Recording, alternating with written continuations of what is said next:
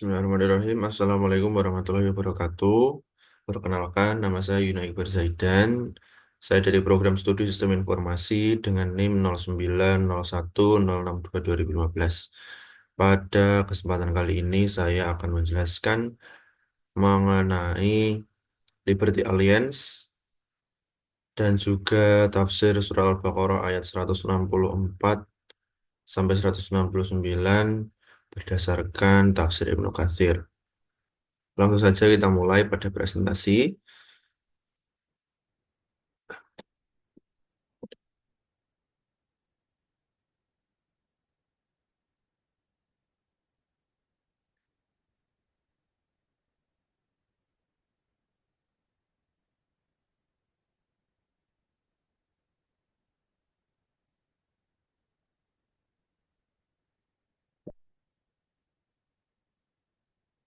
Baik, eh, ini adalah materi dari cloud computing terkait beberapa framework yang mendukung ataupun memberikan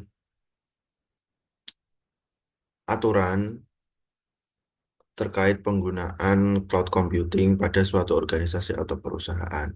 Salah satu standar atau aturan yang mengatur atau aturannya di dalamnya terdapat bagian cloud computing adalah Liberty Alliance. Langsung saja kita masuk ke slide berikutnya. Definisi dasar dari Liberty Alliance adalah suatu konsorsium global atau grup yang berfokus kepada pembentukan suatu pengembangan standar yang berkonsentrasi pada interoperabilitas internet. Apa itu interoperabilitas? Pada dasarnya interoperabilitas adalah kesatuan atau hubungan antara suatu kegiatan atau suatu standar dengan standar lain, sehingga penggunaannya ini saling memberikan support satu sama lain. Bidang yang difokuskan secara utuh pada Liberty Alliance ini adalah perlindungan privasi dan keamanan informasi.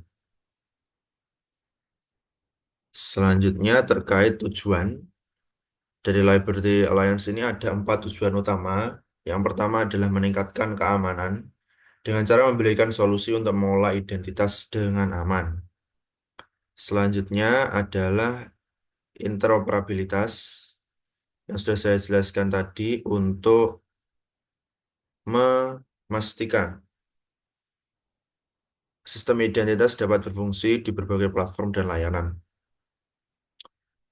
Dan selanjutnya adalah privasi pengguna dilindungi untuk mendukung interoperabilitas dan peningkatan keamanan. Untuk tujuan yang nomor 3 ini mendukung tujuan pertama dan kedua. Selanjutnya adalah adaptasi teknologi melalui standarisasi teknologi baru dan salah satunya adalah cloud. Jadi Liberty Alliance ini selalu melakukan update secara berkala, secara berkelanjutan, mengikuti dengan perkembangan teknologi yang ada supaya definisi atau standar yang dicantumkan pada Liberty Alliance yang sudah pernah dilaksanakan tetap up to date, tetap eh, relevan dengan teknologi yang ada sekarang. Nah, salah satunya yang sudah diatur adalah terkait dengan cloud. Memang terdapat beberapa contoh dari Liberty Alliance ini berupa frameworknya.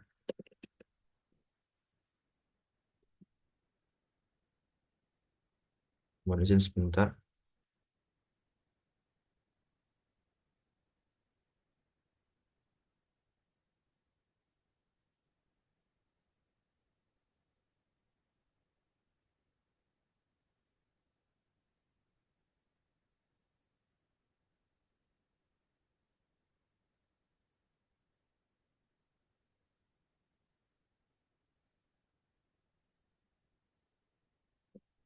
Baik. Berikut ini adalah framework dari Liberty Alliance, yaitu LIAF. Ini adalah contoh pada versi 1.1 yang diterbitkan pada tahun 2008. Jadi ini memang contoh framework yang lama, dikarenakan framework yang terbaru ini, framework yang paling baru, eh, tidak dipublikasikan secara masif atau secara publik. Jadi di dalamnya ini mengatur teknologi-teknologi dan bagaimana penggunaan eh, teknologi untuk tetap mendukung privasi dan keamanan informasi. Mari kita masuk ke daftar isinya. Ada beberapa di sini. Ada assurance levels, ada service assessment, ada accreditation dan certification rules, dan juga ada eh, beberapa tambahan seperti business rules dan juga eh, references dan publication acknowledgement. Baik, itu adalah secara singkat tujuan dari Liberty Alliance.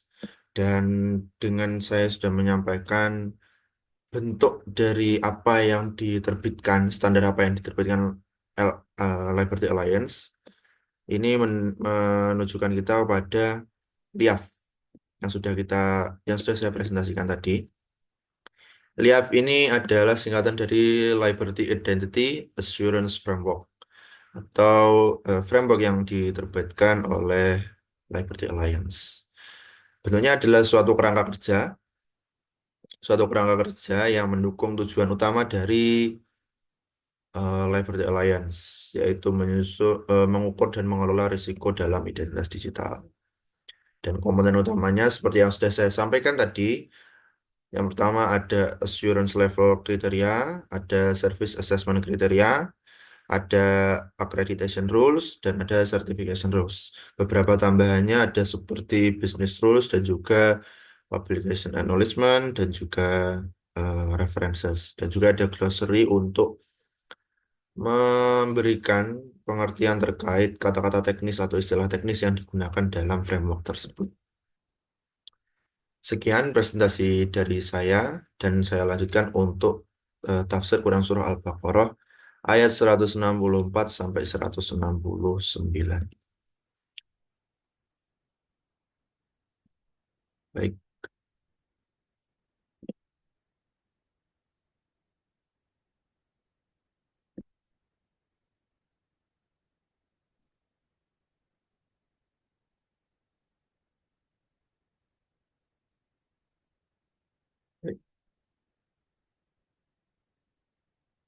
أعوذ بالله من الشيطان الرجيم بسم الله الرحمن الرحيم إن في خلق السماوات والأرض واختلاف الليل والنهار والفلك التي تجري في البحر بما ينفع الناس وما أنزل الله من السماء من ماء فأحيا به.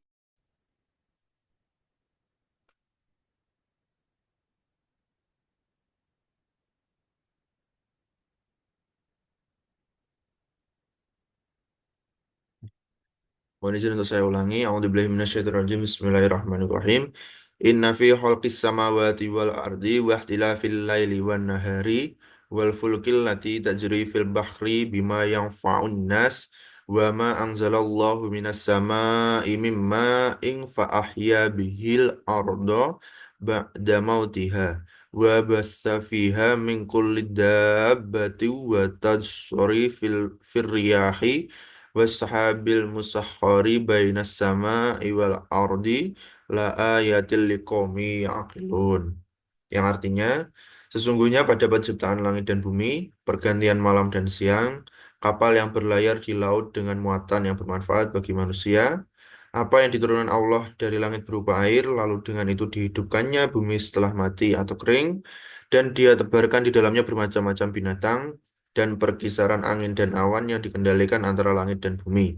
Semua itu sungguh merupakan tanda-tanda kebesaran Allah bagi orang-orang yang mengerti. Dalam ayat ini, menurut tafsir Ibnu Katsir menjelaskan bahwa ayat ini menjelaskan tanda-tanda kebesaran Allah yang dapat dilihat dalam ciptaannya di alam semesta. Penciptaan langit dan bumi, pergantian siang dan malam, pergerakan kapal di laut, hujan yang menyuburkan tanah, serta pengendalian angin dan awan, semua menunjukkan keesaan dan kekuasaan Allah. Dan semua ini adalah tanda bagi orang-orang yang mau berpikir dan merenungkan ciptaan Allah. Ibnu Katsir menegaskan bahwa semua kejadian ini mengarahkan manusia kepada keyakinan akan eksistensi dan keesaan Allah, serta kebijakannya dalam mengatur alam semesta. Selanjutnya adalah Quran Surah Al-Baqarah ayat 165. A'udzubillahi minasyaitonirrajim. Bismillahirrahmanirrahim. Wa minan nasi may yattakhidhu min dunillahi andada yuhibbunahum ka hubbillahi walladzina amanu asyaddu hubbalillahi walau yaral ladzina zalamu idh yarawnal azaba annal quwwata billahi jami'an wa annallaha syadidul azab. Yang artinya, dan di antara manusia ada orang yang menyembah Tuhan selain Allah sebagai tandingan yang mereka cintai seperti mencintai Allah. Adapun orang-orang yang beriman sangat besar cintanya kepada Allah. Sekiranya orang-orang yang berbuat zalim itu melihat ketika mereka melihat azab pada hari kiamat bahwa kekuatan itu semuanya milik Allah dan bahwa Allah sangat berat azabnya. Niscaya mereka menyesal. Pada ayat ini, menurut tafsir Ibnu Katsir, menjelaskan bahwa ayat ini menyinggung orang-orang yang musyrik yang menjadikan tandingan bagi Allah, seperti berhala-berhala atau dewa-dewa yang mereka cintai dan sembah sebagaimana mereka mencintai Allah. Mereka memberikan rasa cinta dan ketaatan kepada selain Allah, padahal hanya Allah yang berhak atas kecintaan dan ibadah manusia. Sebaliknya, orang-orang beriman sangat mencintai Allah melebihi segala sesuatu. Di hari kiamat, orang-orang yang berbuat syirik dan zalim akan menyadari bahwa seluruh kekuasaan ada di tangan Allah dan mereka akan menyesal atas apa yang mereka lakukan. Selanjutnya ada Quran Surah Al-Baqarah ayat 166. A'udzubillahi minasyaitonirrajim. Bismillahirrahmanirrahim. إذ تبرأ الذين اتبعوا من الذين اتبعوا ورأوا العذاب وتقطعت بهم الأسباب, yang artinya yaitu ketika orang-orang yang diikuti berlepas tangan dari orang-orang yang mengikuti dan mereka melihat azab dan ketika segala hubungan antara mereka terputus. Pada ayat ini menurut tafsir Ibnu Katsir menjelaskan bahwa pada hari kiamat orang-orang yang dahulu dijadikan panutan atau sembahan oleh para pengikut mereka akan berlepas diri dari mereka. Para pemimpin yang menyesatkan akan menyatakan bahwa mereka tidak bertanggung jawab atas kesalahan para pengikutnya. Mereka akan melihat azab yang menanti dan seluruh hubungan di antara mereka terputus. Dalam tafsirnya, Ibnu Katsir menjelaskan bahwa ayat ini menunjukkan penyesalan mendalam yang akan dialami oleh orang-orang yang mengikuti para pemimpin atau tuhan-tuhan palsu di dunia. Ketika mereka melihat bahwa semua ikatan duniawi hilang dan azab Allah menanti mereka. Selanjutnya adalah ayat 167. A'udzubillahi minasyaitonirrajim. Bismillahirrahmanirrahim. Wa qala alladziina taba'u law anna lana karritan fanatabarra'a minhum kama tabarra'u minna kadzalika yurihimullahu a'malahum hasaratin 'alaihim wa ma hum bikharijina minan nar. Yang artinya, dan orang-orang yang mengikuti berkata, sekiranya kami mendapat kesempatan kembali ke dunia, tentu kami akan berlepas tangan dari mereka sebagaimana mereka berlepas tangan dari kami. Demikianlah Allah memperlihatkan kepada mereka perbuatan mereka yang menjadi penyesalan mereka, dan mereka tidak akan keluar dari api neraka. Menurut tafsir Ibnu Katsir, pada ayat ini menjelaskan bahwa pada hari kiamat, para pengikut yang tersesat akan berharap bisa kembali ke dunia untuk menjauhi pemimpin atau tuhan-tuhan mereka yang mereka ikuti di dunia. Sebagaimana orang-orang yang mereka ikuti melepaskan diri dari mereka di akhirat. Namun permintaan ini sia-sia karena kesempatan mereka telah berakhir. Allah memperlihatkan kepada mereka bahwa semua perbuatan mereka menjadi penyesalan yang mendalam dan mereka tidak akan pernah bisa keluar dari api neraka. Ibnu Katsir menegaskan bahwa ini adalah hukuman yang setimpal bagi orang-orang yang lebih memilih kesesatan daripada petunjuk Allah. Selanjutnya pada ayat 168, A'udzubillahi minasyaitonirrajim. Bismillahirrahmanirrahim. Ya ayuhan nasu kullu mimma fil ardi halalan thayyiban wa la tattabi'u khutuwatis syaitani innahu lakum aduwwum mubin. Yang artinya, wahai manusia, makanlah dari makanan yang halal dan baik yang terdapat di bumi dan janganlah kamu mengikuti langkah-langkah setan. Sungguh setan itu musuh yang nyata bagimu. Pada ayat ini, tafsir Ibnu Katsir menjelaskan bahwa dalam ayat ini Allah menjelaskan bahwa setan selalu mendorong manusia untuk melakukan perbuatan yang buruk dan keji, atau fahisyah, seperti perbuatan dosa, maksiat, dan tindakan yang melanggar moral. Selain itu, setan juga menggoda manusia untuk berkata-kata tentang Allah tanpa dasar ilmu atau tanpa pengetahuan yang benar, seperti membuat-buat hukum sendiri atau mengatakan sesuatu tentang Allah yang tidak benar.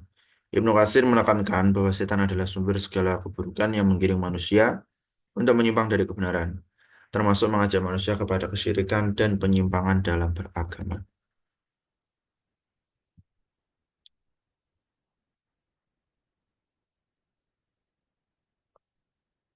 Yang selanjutnya adalah Quran Surah Al-Baqarah ayat 169. A'udzubillahi minasyaitonirrajim. Bismillahirrahmanirrahim. Innama ya'murukum bis-su'i wal fahsya'i wa an taqulu 'ala Allahi ma la ta'lamun. Yang artinya sesungguhnya setan hanya menyuruh kamu agar berbuat jahat dan keji dan mengatakan apa yang tidak kamu ketahui tentang Allah.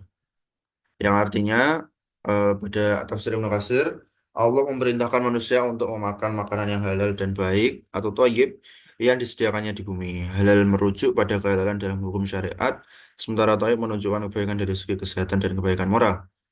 Ibnu Katsir menekankan bahwa syariat Allah mendorong umatnya untuk memilih yang halal dan baik dalam segala aspek kehidupan. Ayat ini juga memperingatkan manusia agar tidak mengikuti langkah-langkah setan yang selalu menggoda manusia untuk terjerumus dalam keburukan dan kemaksiatan. Setan adalah musuh yang nyata yang selalu berusaha untuk menyesatkan manusia dari jalan yang benar. Baik, kesimpulan yang saya eh, dapatkan pada ayat 164 sampai 169 ini juga mendukung terkait penggunaan framework eh, cloud computing yang di dalamnya terdapat standarisasi. Standarisasi sendiri bertujuan untuk mengatur atau memberikan jalan atau memberikan pedoman yang baik dan benar dalam penggunaan suatu teknologi supaya tetap bisa memberikan manfaat dan juga mengurangi resiko-resiko terkait penggunaan teknologi. Hal ini juga akan bermanfaat bagi masyarakat, bagi umat, supaya ketika menggunakan teknologi, mereka tidak menggunakannya secara salah, melainkan menggunakannya berdasarkan suatu dasar tertentu dan juga menganut aturan-aturan tertentu yang relevan dan sejalan dengan perkembangan teknologi saat ini. Untuk selanjutnya adalah tugas resume yang merangkum secara tertulis dan tugasnya sudah saya kirim melalui grup WhatsApp Cloud Computing. Terima kasih atas perhatiannya. Mohon maaf apabila ada kesalahan yang saya sampaikan ketika presentasi. Wassalamualaikum warahmatullahi wabarakatuh.